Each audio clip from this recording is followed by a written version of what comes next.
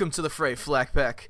It's Termex here, and welcome back to another Borderlands 3 build video.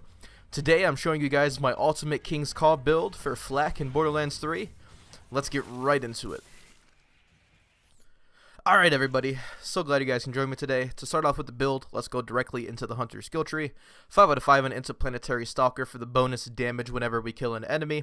2 out of 3 in the Hunter's Eye for the bonuses. We don't want to be putting too many points into this perk, just because it is a bugged perk at the moment. Thank you guys so much for commenting on my last video about this, I appreciate it. 3 out of 3 into head count so we can get our action skill back quicker. 5 out of 5 into 2 fangs, so we have a 25% chance for an extra projectile with the King's Call. 3 out of 3 into big game, so we have a 100% bonus duration on our hunter kill skills, and the hunter effect's strength is boosted by 30%. 3 out of 3 into the most dangerous game for the bonus gun damage and critical hit damage. 1 out of 1 into Galactic Shadow, so we get the 15% bonus crit damage all the time. 3 out of 5 into Grim Harvest for the bonus gun damage, action skill damage, and the pet damage is nice as well. 1 out of 1 into Megavore to cap off the tree, so we have a 20% chance to hit a crit no matter where it is on the enemy's body. Sliding over to the Stalker tree, 1 out of 5 into Self-Repairing Systems, 5 out of 5 into Furious Attack, so every time we shoot an enemy we get 2% bonus gun damage. This stacks up to 10 stacks for 20%. 5 out of 5 in Overclock because the King's Call is a slow firing weapon, and when we're melting bosses it's a big benefit to have that bonus fire rate. 3 out of 3 in the Turrentail and Run for extra gun damage and fire rate, and while we're moving we get bonus tankiness. 1 out of 1 into Lick the Wounds. Now to be completely honest, I am the biggest fan of this perk. 3 out of 3 into the Fast and the Furious, so we get 42% extra gun damage and a little bit of movement speed. My class mod boosts this to 5 out of 3, which makes it a lot more powerful. 5 out of 5 in a Hidden Machine, so when we are in fadeaway, we will be getting a bonus 30% gun damage while in fadeaway. And finally, our last 2 points are going to be popped into Persistence Hunter for the gun damage and action skill duration when we are using fadeaway. Now, there's going to be 2 different setups for this build. We are going to be having a fadeaway until you are dead unblinking eye portion. Both setups both have the Spider-Man Scorcher, but I want to show you guys right now over at Grave Ward, which is probably the best example for this, basically how the 2 different builds function. Now for mobbing, I highly recommend using maybe the Rack Attack build, but when it goes over to bosses you could use the crit build, but it's completely up to you guys. You guys can use fadeaway, you can use whatever, it's basically all dependent on your playstyle. But before I show you guys that, let's get right into the gear. I have 2 King's Calls here, both with 100% gun damage on action skill end. One of them is fire, one of them is radiation. I do not have any other elements. I wish I had shock or corrosive, but I've had very unlucky farming so far. Over to the class mod, we have the Stack Bot with pistol damage and Jacob's crit damage. But the other class mod that I used to use was the Deadeye, but I found out that it's not as good. Stack Bot actually works very well with the King's Call.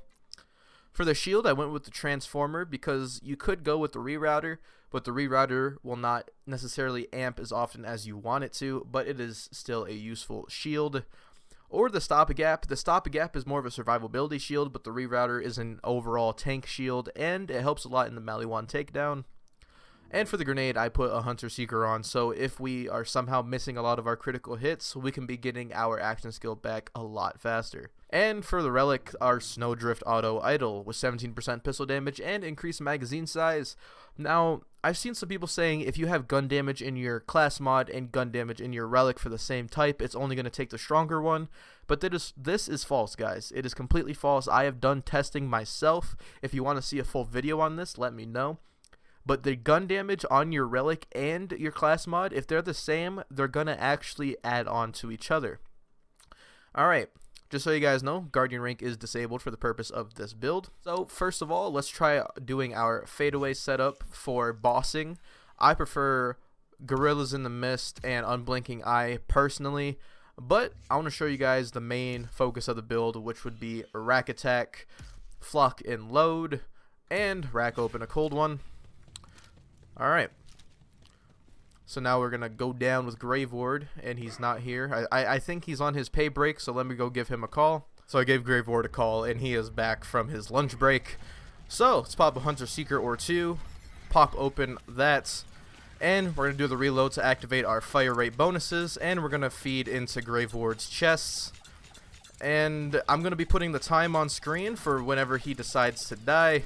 We did lose our after action skill bonuses kind of mid-fight. That's kind of my fault for being a little inaccurate. But now he's going to pop down and he is dead.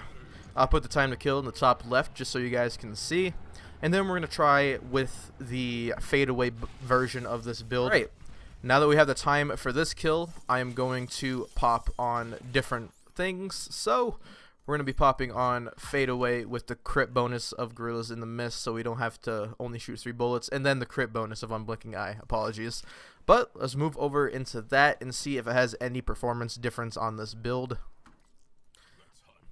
Alright, now we're on the fadeaway portion of this build. So let's see how it works. We're going to pop open these. We're going to use the same King's Call, and we're going to use fadeaway.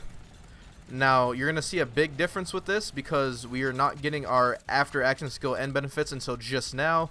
They just started to kick in, and it looks like, I don't know what it's looking like. I'm going to be putting the time here in a second. Let me make sure we did not have an element projector on. Okay, we did not have an element projector on. So that fire that we were on did not boost our damage. And I'm not going to lie to you, that kind of felt a little quicker. It felt a little quicker, but I'm going to be putting the time comparison in the top left for your guys' sake, so you guys can make the choice on what you prefer. But it doesn't require any gear, you just have to switch around your skills. But for the purpose of this build, for mobbing, I personally believe you should go with this setup. I think you should go with fadeaway until you are dead in Unblinking Eye. Yes, the 3-shot fadeaway is amazing for the King's Call. And to show this off, we're going to be popping into Athena's so you guys can see it. We're going to be using the Radiation King's Call for the purpose of the build and the area we are in. The purpose of the Fire King's Call was just to use on Grave Ward, and for the purpose of that's what he's weak to. As for the gear, we're going to be having, let's go shock damage because it's Maliwan, shock and corrosive, along with the radiation built into our gun. And we'll see how this performs. We do have the most dangerous game buff active, as you guys can see. So we're going to be getting that bonus gun damage and critical hit damage when we are fighting. Alright, let's pop into fadeaway and see how this rolls. 1 bullet into him, not bad. Big guy right here. Almost melted him. We're almost there, and he should be dead now. Let's give it a reload to activate our fire rate bonuses. And these guys seem to already have been dead. As you see, if you hit him in the head, you're going to be getting those extra King Call, I guess you could say projectiles, to land onto your target. Now that we have fadeaway, let's go over here and try our best not to miss every single shot. Perfect. Now, as you can see, this build does require a little bit of precision, but once you get that precision down, it is very, very, very powerful. And it's one of those easier guns to get used to, in my opinion. If you guys don't know, I do believe Zane and Flak are the best characters for this gun. Now that we have our fadeaway back, let's roll over here onto this heavyweight.